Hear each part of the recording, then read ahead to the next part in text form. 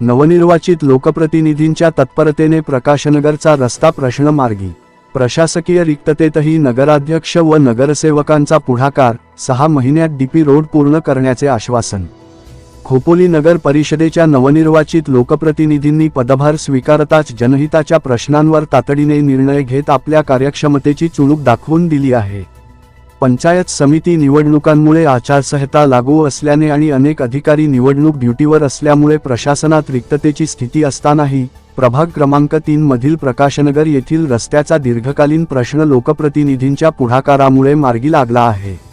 नेमका वाद काय होता? प्रभाग क्रमांक 3 मधील प्रकाशनगरकडे जाणारा सध्याचा रस्ता नगर परिषदेच्या अधिकृत विकास आराखड्यात डीपी समाविष्ट नसला तरी गेल्या अनेक वर्षांपासून स्थानिक नागरिक याच मार्गाचा वापर करीत आहेत। संबंधित खाजगी जागा मालक शिवराज वरगणे यांनी त्यांच्या मालकीतील काही जागा आधीच मंजूर डीपी रोडसाठी नगर परिषदेला दिली आहे। मात्र उर्वरित जागेत बांधकाम सुरू केल्यामुळे नागरिक वापरत असलेला पर्यायी रस्ता बंद होण्याची शक्यता निर्माण झाली होती। यामुळे परिसरात तीव्र असंतोष पसरला होता। नागरिकांचा मोर्चा, लोकप्रतिनिधींची यशस्वी मध्यस्थी, रस्त्याचा प्रश्न तातडीने सोडविण्यासाठी प्रकाशनगरच्या नागरिकांनी आज नगर परिषद कार्यालयावर मोर्चा काढला। यावेळी नगराध्यक्ष कुलदीपक शेंडे, प्रभाग 3 चे नगरसेवक अनिल पुंडलिक सानप, सुवर्णा संतोष मोरे तसेच शिवसेनेचे ज्येष्ठ कार्यकर्ते मोहन औसरमल यांनी नागरिकांचे म्हणणे शांतपणे ऐकून घेतले।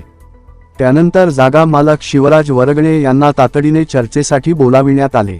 कायदेशीर मर्यादा लक्षात घेऊनही लोकप्रतिनिधींनी सार्वजनिक हिताचा विचार करीत मानवीय दृष्टिकोनातून त्यांना विनंती केली।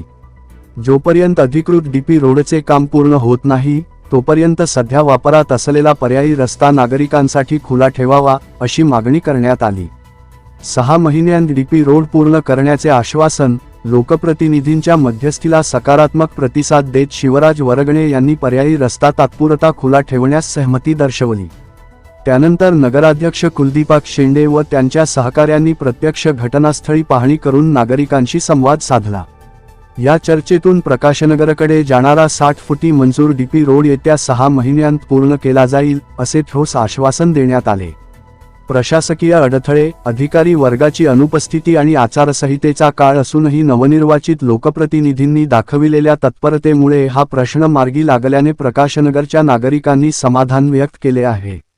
जनतेशी थेट संवाद साधत समस्या सोडविण्याची ही कार्यपद्धत खोपोली नगर परिषदेच्या कामकाजाला नवी दिशा देणारी ठरेल अशी भावना नागरिकांमध्ये व्यक्त होत आहे।